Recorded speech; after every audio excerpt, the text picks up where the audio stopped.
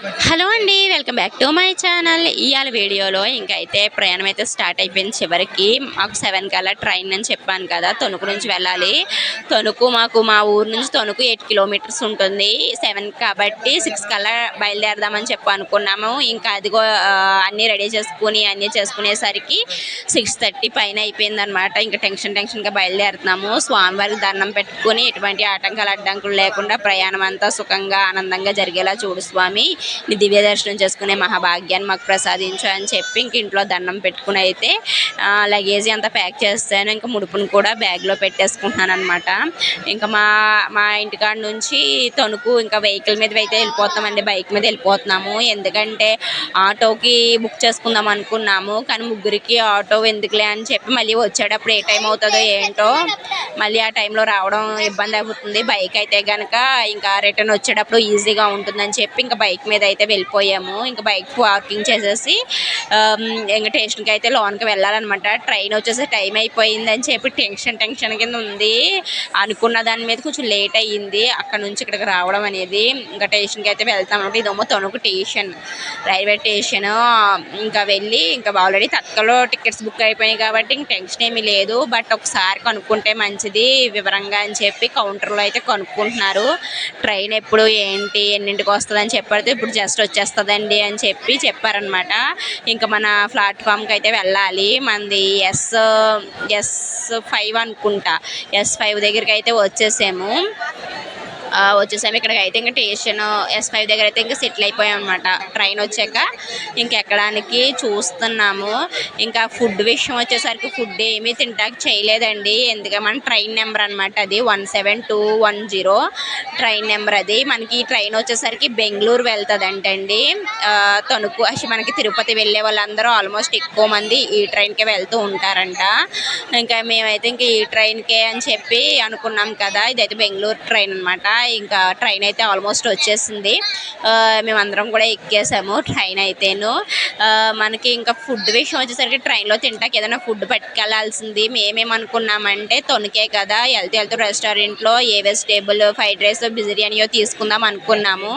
కానీ వెళ్ళేసరికి time late అయిపోయింది. ఇప్పుడు ఫుడ్కి కానీ ఆగితే కనుక ఇంకా లేట్ అయిపోతుందని చెప్పి ఇంకా ఫుడ్ ఏమీ తీసుకోలేదు. జస్ట్ వాటర్ బాటిల్, పిల్లోడికి స్నాక్స్ తీసుకున్నాను అంతే, ఫుడ్ తీసుకోలేదు. ఇంకా ట్రైన్లో ఏమైనా వస్తే తీసుకుందాంలే అని చెప్పి ఇంకా ట్రైన్ ఎక్కేసాము. కొంచెం ముందు బయలుదేరితే కనుక ఇంకొంచెం బాగుండేది. ఒక అరగంట లేట్ అయిపోయింది ఇంట్లో అన్ని సర్దుకుని చేసేసరికి.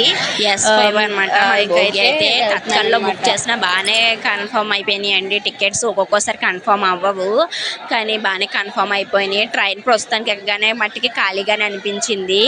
ఇంకా మా సీట్స్ అయితే మేము కూర్చుండిపోయాం. తనుష్కి విండో సీట్ రాలేదు, కానీ పక్క అంకులు విండో సీట్ లేదని చెప్పి బెక్కమొహం పెట్టాడని పక్క అంకులు అయితే విండో సీట్లో కూర్చోనానా అని చెప్పి ఇచ్చారు.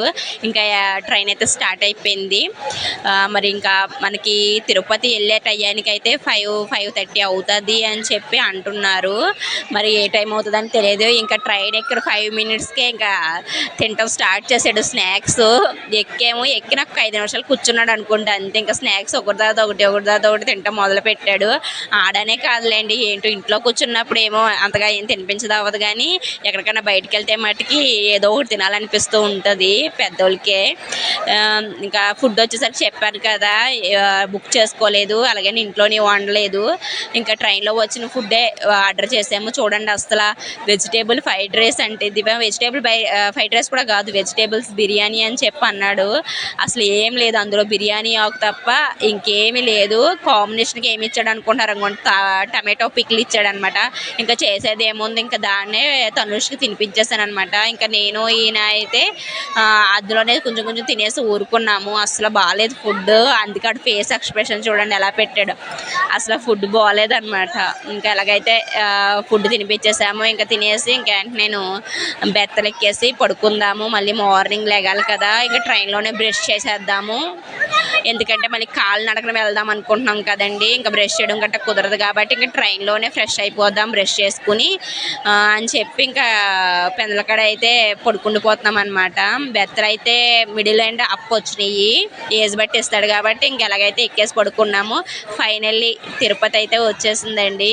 ఓ ఎగ్జైట్మెంట్ అనమాట. గమ్మున దిగాలని చెప్పి ఒక 10 నిమిషాలు ముందుగానే డోర్ దగ్గర నుంచి ఉండిపోయామన్నమాట. అంటే జనం ఫస్ట్లో తణుకులో లేరు కానీ తర్వాత మటుకి చాలా ఎక్కువ మంది ఎక్కేశారండి ట్రైన్. అంటే అందరూ తిరుపతిలో దిగుతారో దిగరో తెలియదు కానీ చాలా ఎక్కువ మంది ఉన్నారు.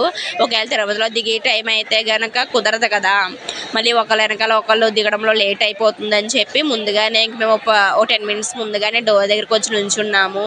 ఇంకా స్టేషన్ అంతా ఇంకా నెమ్మదిగా స్లోగా ఆగిందనమాట ట్రైన్. బ్రష్ చేసుకుని అయితే ఫ్రెష్ అయిపోయామండి. ఇంకా డైరెక్ట్ మెట్ల దగ్గరికి వెళ్ళిపోవడమే. మెట్లు ఎక్కేసుకున్నాక ఇంకా కొండపైకి వెళ్ళాక అప్పుడు స్నానాలు చేసి దర్శనానికి వెళ్ళాలి. బ్రష్ అయితే ఇంకా ట్రైన్లోనే చేసేసుకున్నాము. ఫైనల్లీ తిరుపతిలో అడుగు పెట్టబోతున్నాను. మొత్తం మీద ఎట్టేసానులేండి. ఇక్కడ నుంచి గుడికి వెళ్ళాలన్నమాట. ఫస్ట్ టైం కదా, అందుకుని చాలామంది వ్యాన్లోళ్ళు నెక్స్ట్ కార్స్ వీళ్ళందరూ వచ్చి అడుగుతున్నారనమాట, గుడికి వెళ్ళాలి కొండ మీదకి తీసుకెళ్ళాలా అని చెప్పి అడుగుతున్నారు.